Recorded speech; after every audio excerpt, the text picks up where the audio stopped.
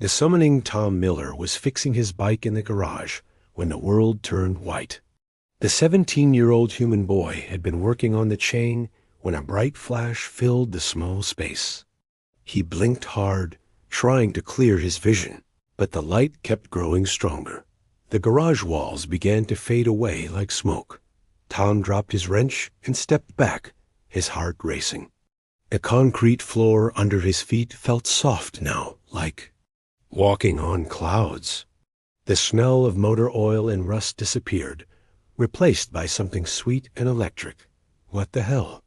Tom whispered, reaching out to touch where his workbench used to be.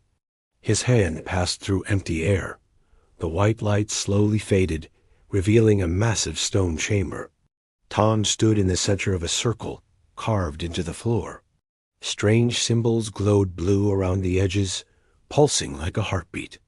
Tall pillars stretched up into darkness above him. The air felt thick and heavy, making it hard to breathe. Tom spun around, looking for a way out. Instead, he saw them. Dozens of figures stood in the shadows beyond the circle. They were tall and thin, with pale blue skin that seemed to glow in the dim light. Their eyes were large and silver, reflecting the symbols on the floor. They wore flowing robes that moved without any wind. "The summoning is complete," one of them said. The voice echoed strangely in Tom's head, like hearing someone talk underwater. "The human male has been brought to our world." "This is impossible," Tom said, his voice cracking. "This has to be a dream. I was just in my garage, and now you are awake, human child," another alien said, stepping closer to the circle. This one was older, with silver marks on his forehead. "You have been chosen by the sacred binding. Our greatest warrior requires a life bond to maintain her power." Tom's mind raced. Aliens, magic circles, life bonds. None of this made sense. "I want to go home," he said, trying to sound braver than he felt. "Send me back right now." The older alien made a sound like wind through leaves. Tom realized it might be laughter. "The binding cannot be undone, young human. You will serve our warrior Kira as her bound mate. Through you, she will draw the strength she needs to protect our people." "Bound mate?" Tom's voice shot up an octave. "I'm 17. I haven't even finished high school." "Your age matters not," the alien replied. "Human life force is unique. In the galaxy, it burns bright and strong. Our warrior's power grows weak without a proper bond. You will provide what she needs." Heavy footsteps echoed from the darkness beyond the pillars. Tom turned toward the sound, his stomach dropping. A figure approached the circle, and Tom's breath caught in his throat. She was huge. At least 7 feet tall, with broad shoulders and arms thick with muscle. Her skin was the same pale blue as the others, but darker somehow, like she had been carved from storm clouds. Her hair was white as snow, braided with metal rings that clinked softly as she moved. She wore black armor that looked like it had seen many battles, but it was her eyes that made Tom step back. They glowed red in the dim light, burning with anger and something else. Disgust, maybe, or hate. "This is what you bring me." Kira's voice was deep and rough, like grinding stone. She stopped at the edge of the circle, towering over Tom. This weak, small thing? This child? The sacred binding chose him, the older. Alien said carefully. The ritual selected him from across the stars. He must be the one. Kira's red eyes fixed on Tom, looking him up and down like he was a broken tool. "I am Kira of the Iron Fist. I have killed 1,000 enemies in battle. I have led armies across burning worlds. And now you expect me to bond with this ... this soft human boy?" Tom tried to make himself look bigger, but next to Kira, he felt like a mouse facing a lion. "Hey, I didn't ask for this either," he said, his voice shaking. "I was just trying to fix my bike." Kira's laugh was like breaking glass. "Bike? What warrior's weapon is this bike?" "It's not a weapon. Tom said. It's just ... Never mind. Look, there's been a mistake. I'm not supposed to be here. I'm just a regular kid from Earth. Earth, Kira repeated, like the word tasted bad. The soft world that knows no war. No wonder their males are so weak. She turned to the older alien. Find another. This one will break before the bonding is complete. The ritual cannot be repeated, the alien said firmly. The stars align only once in 1,000 years. He is the one chosen, Kira. Accept it. Kira's hands clenched into fists. The metal rings in her hair chimed softly. Then I am cursed with weakness, she said, her voice full of rage. So be it. The ritual chamber filled with blue light as the older alien raised his hands. The bonding must happen now, he announced. Step forward, both of you. Tom looked at the glowing symbols on the floor, then at Kira's angry face. What exactly happens during this bonding thing? He asked. Your life force will connect to hers. The alien explained. She will draw strength from your human energy. In return, you will share some of her warrior abilities. But the bond is permanent. You cannot be separated by distance or death. Wait, what? Tom's voice cracked. Death? Nobody said anything about death. Kira stepped into the circle without hesitation. Death comes to all warriors, human boy. At least this way, my death might serve a purpose. She looked down at him with those burning red eyes. Though I doubt. Your weak spirit will provide much strength. Tom stayed at the edge of the circle. His legs felt like rubber. I don't want to die. I just want to go home and finish fixing my bike. You speak of this bike again, Kira said, raising an eyebrow. What manner of weapon is it? It's not a weapon, Tom said, frustrated. It's a machine with 2 wheels. You sit on it and pedal. To make it move, it takes you places. The aliens whispered among themselves. Tom heard words like mechanical transport and primitive engineering. Kira looked confused. You build machines that carry you? But why not use your own legs? Because bikes are faster, Tom said, and you don't get tired as quick. I built mine from spare parts, one found in junkyards. Fixed the engine, welded the frame, painted it myself. Something changed in Kira's expression. The anger was still there, but now there was curiosity too. You ... build things? With your own hands? Yeah, Tom said, warming to the subject. I've been fixing stuff since I was little. Cars, bikes, computers, whatever breaks. My dad always said I had good hands for it. The older alien cleared his throat. The bonding cannot wait longer. Step forward, human. Tom took a deep breath and stepped into the circle. Immediately, the symbols flared brighter. Energy crackled between him and Kira like lightning. Give me your hand, Kira said, holding out her large palm. Tom's hand looked tiny in hers. Her skin was warm and rough, with calluses. The moment their skin touched, the world exploded with light. Pain shot through Tom's body like fire in his veins. He screamed, but couldn't hear his own voice over the roaring in his ears. Power flowed between them, raw and burning. He felt Kira's memories flash through his mind. Battles, victories, losses, years of training and fighting. And she felt his memories too. Quiet hours in the garage, the satisfaction of fixing broken things, the pride of building something with his own hands, the simple joy of riding his bike through empty streets at dawn. The pain faded, leaving them both gasping. Tom fell to his knees, his whole body shaking. Kira staggered, but stayed standing, her eyes wide with shock. It is done, the older alien said. You are bonded. Kira, how do you feel? Kira flexed her hands, testing her strength. Her eyes glowed brighter than before. The power is ... different, not what I expected. She looked down at Tom, who was still, trying to catch his breath. I felt his memories. This human ... He creates things instead of destroying them. Tom slowly got to his feet, surprised that he didn't feel weak anymore. If anything, he felt stronger. His muscles had a strange new energy humming under his skin. I felt yours too, he said quietly. All that fighting, all that pain. How do you carry it?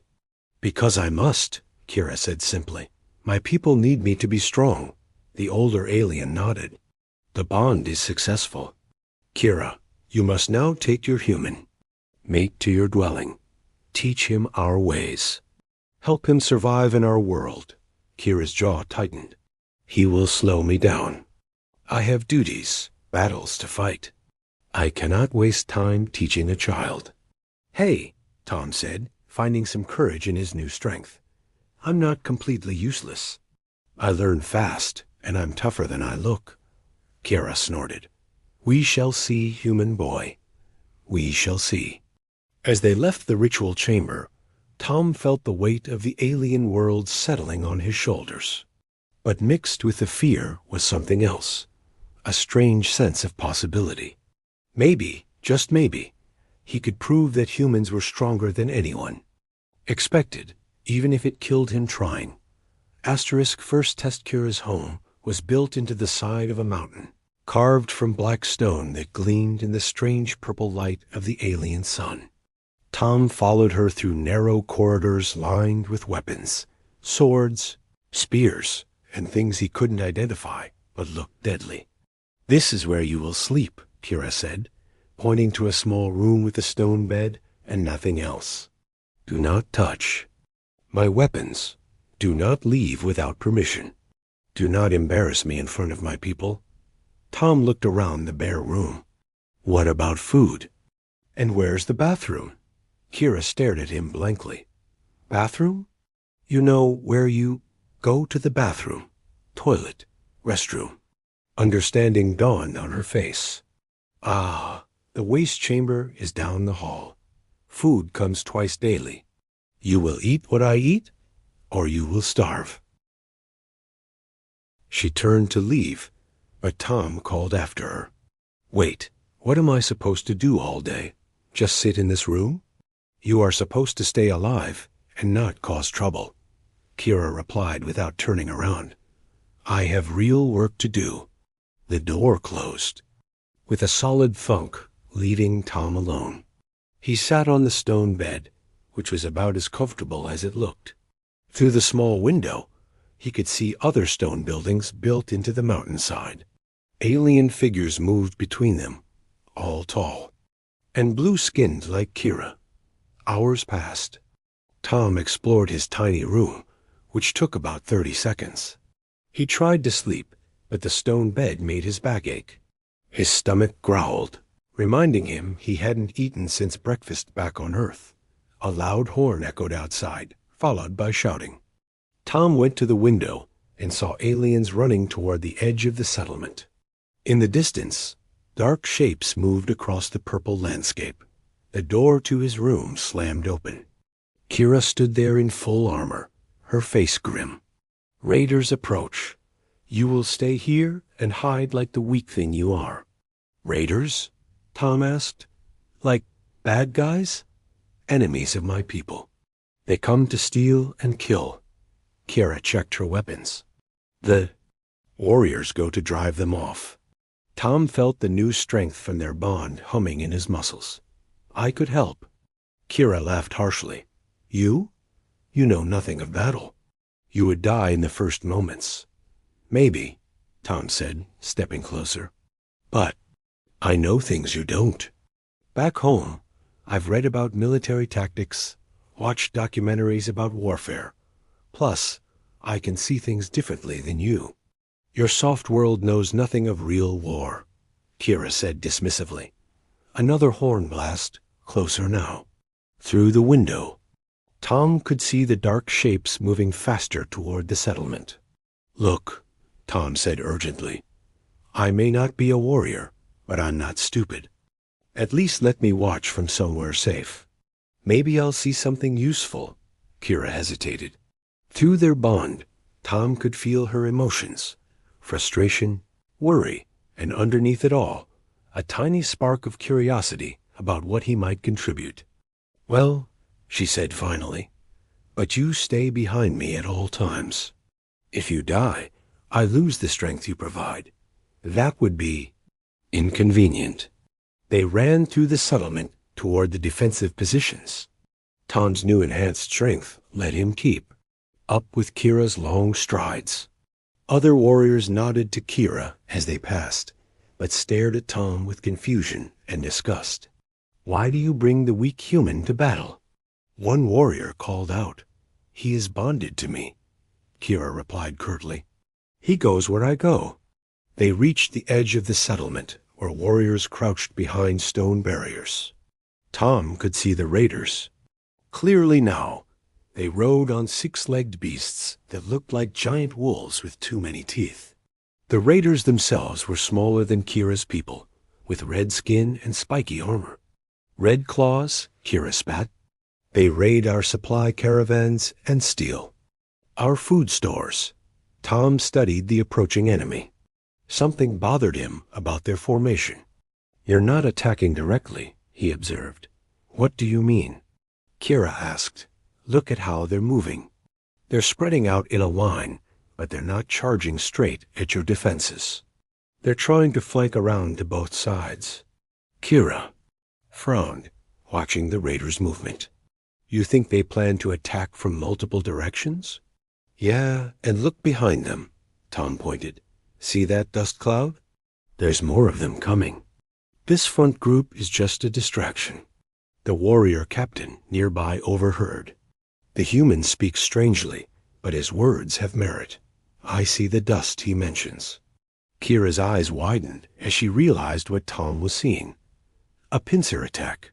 They mean to surround us." "Exactly," Tom said. "So what do you usually do when they attack?" "Meet them head-on with superior strength," Kira replied. Tom shook his head. "That's exactly what they're counting on. The human way. What do you suggest, human?" The warrior captain asked, his silver eyes fixed on Tom. Tom's mind raced. Back home, he'd spent countless hours playing strategy games and reading military history. If they want to surround you, don't let them. Force them to fight where you want, not where they want. "Speak plainly," Kira demanded. "Make them come to you through a narrow path," Tom explained, pointing at the terrain. "See that rocky passage between those two hills? If you can get them to funnel through there, they can't use their numbers against you." The captain looked skeptical. "And how do we force them into this trap?" Tom grinned, feeling more confident. "Give them something they want more than a tactical advantage. Make them think you're retreating in panic." "Retreat?" Kira's voice was outraged. "Warriors do not retreat." "It's not really retreating," Tom said quickly. "It's a tactical withdrawal. You pull back to that narrow passage, acting like you're scared. They'll think they've won and chase after you. But when they follow you into the passage, they can only attack a few at a time instead of surrounding you." The captain studied the landscape, then looked at Tom with new interest. "This human thinks like a hunter, not a warrior." "It is?" Unusual. More horn blasts echoed across the valley. The raiders were getting closer, their six-legged mounts kicking up clouds of purple dust. "We have little time to decide," Kira said. "Captain, what are your orders?" The captain was quiet for a moment, clearly struggling with the idea of taking advice from a human boy. Finally, he nodded. "We try the human's plan. If it fails, we die gloriously. If it succeeds, double quotes," he shrugged. "We live to fight another day." The warriors began their fake retreat, running toward the rocky passage while shouting in apparent panic. Tom stayed close to Kira, his heart pounding as they moved between the towering stone walls. "This feels wrong," Kira muttered as they took positions. "Behind the rocks." "Running from a fight." "You're not running from it," Tom said. You're choosing where it happens. There's a difference. The sound of howling reached them as the Red Claw Raiders spotted the retreating warriors. Their wolf-like mounts bounded after them, exactly as Tom had predicted. "They're taking the bait," Tom whispered, peering around a boulder. The first wave of raiders charged into the narrow passage, their mounts snarling and snapping. But the rocky walls prevented them from spreading out. They had to come through, in single file, exactly as Tom had planned. "Now!" the captain roared. The hidden warriors struck from both sides of the passage. Spears flew, swords flashed, and the narrow space filled with the sounds of battle. The raiders found themselves trapped, unable to maneuver or use their superior numbers. Tom watched in amazement as Kira fought. She moved like liquid death, her sword cutting down enemies with brutal efficiency. The bond between them let him feel echoes of her combat instincts, the perfect balance and timing that came from years of training. But something was wrong. Tom could see more raiders approaching the passage entrance. "Kira," he shouted, "more coming from behind." A second wave of Red Claw warriors appeared at the mouth of the passage, trapping the defenders between two enemy forces. The captain cursed, in the alien language. "We're caught in our own trap," Kira said grimly, cutting down another raider. Tom's mind raced again. The passage was perfect for defense, but now they were surrounded just like the raiders had planned originally.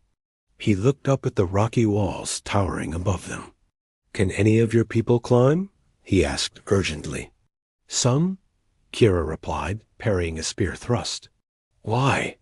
"Because those rocks up there look pretty loose," Tom said, pointing at the unstable-looking boulders perched on the cliff edges. "If someone could get up there and push them down, ... Kira's eyes widened with understanding. "An avalanche. To block the passage behind the raiders." "Exactly. Trap them in here with us, but cut off their reinforcements."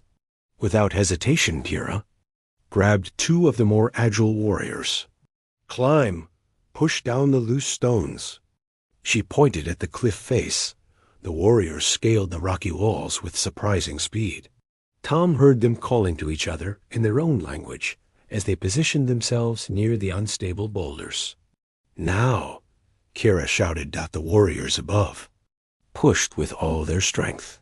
Huge rocks tumbled down, crashing into the passage entrance and sealing it off. The second wave of raiders found themselves cut off from their trapped comrades. Inside the passage, the remaining Red Claw warriors fought with desperate fury, but they were outnumbered now and had nowhere to run. The battle was over quickly. As the dust settled, the captain approached Tom, his expression thoughtful.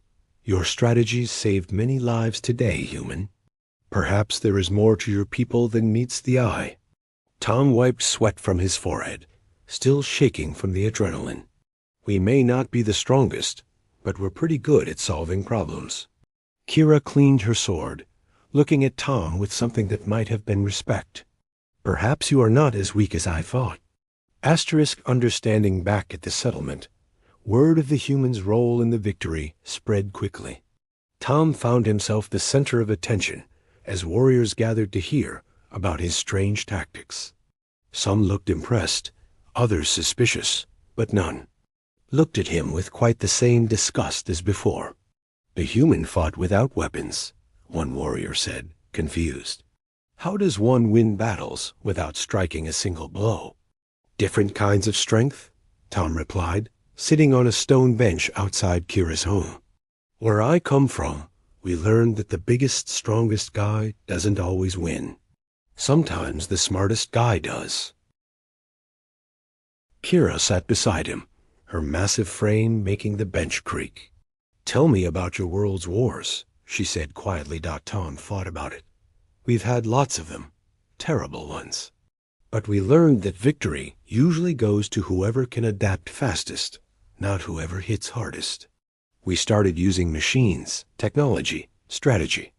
We learned to fight smarter, not just harder. And this knowledge came from fixing broken things. Kira asked. Sort of, Tom said. When you spend time figuring out how things work, you start seeing patterns everywhere. How pieces fit together, how systems break down, how to make them work better. He gestured at the settlement around them, like today. I saw the pattern of their attack and figured out how to break it. Kira was quiet for a long moment. I have spent my life learning to destroy enemies. You have spent yours learning to build and repair. Perhaps ... She paused, struggling with the words. Perhaps both skills have value. Tom looked at her in surprise. This was the first time she'd admitted he might be useful for something other than providing magical energy. I have been thinking about your bike, Kira continued. This machine you built. Could you build other things? Things that might help my people? Tom's mind started racing with possibilities. Maybe. I'd need to see what materials you have, what tools. But yeah, I could probably make some improvements around here. Over the next few days, Tom explored the settlement with new eyes. He saw inefficient water systems that could be improved, with simple engineering, storage areas that could be better organized, weapons that could be maintained more effectively with proper tools. But more importantly, he saw that Kira was watching him work with growing interest. You see solutions where we see only problems, she observed as Tom sketched out plans for a better water pump system. And you see threats where I see puzzles to solve, Tom replied. Maybe that's why the bonding ritual brought us together. We balance each other out. Kira's expression softened slightly. The elders spoke of balance in the sacred texts. I thought they meant balance of power, but perhaps they meant balance of perspective. That evening, as they sat together watching the purple sunset, Kira finally asked the question Tom had been waiting for. Do you hate being here? Bound to me, far from your home? Tom considered his answer carefully. I miss my old life. My family, my friends, my garage. But he looked at her honest, battle-scarred face. I don't hate it here. And I don't hate being bonded to you. You're not what I expected, but you're not terrible either. Kira actually smiled at that. High praise from a human. Besides, Tom continued, I'm starting to think maybe I can do some good here. Help your people. Learn new things. And maybe teach you some stuff too. What could you teach a warrior? Kira asked, though her tone was more curious than mocking. Now, that there are lots of different ways to be strong, Tom said. You're strong with weapons and fighting. I'm strong with building and problem-solving. Together, we might be stronger than either of us alone. Kira nodded slowly. The bond was meant to give me power through you. But perhaps it gives you power through me as well. Exactly. Tom felt the connection between them humming warmly, no longer painful, but comfortable. We're a team now, whether we like it or not. Might as well make the best of it. A team, Kira repeated the word like she was tasting it. I have never had a partner who was not also a warrior. This will be ... interesting. Tom grinned. Trust. Me, life with humans is always interesting. We may not be the strongest or fastest species in the galaxy, but we're definitely not boring. Kira's laugh was like rolling thunder, but warmer than before. No, Tom Miller of Earth, you are certainly not boring. As the alien stars appeared in the purple sky, Tom realized he wasn't just surviving in this strange new world. He was beginning to belong, and maybe, just maybe, he could show the galaxy that humans had their own kind of strength worth respecting. The real adventure was just beginning. The end asterisk.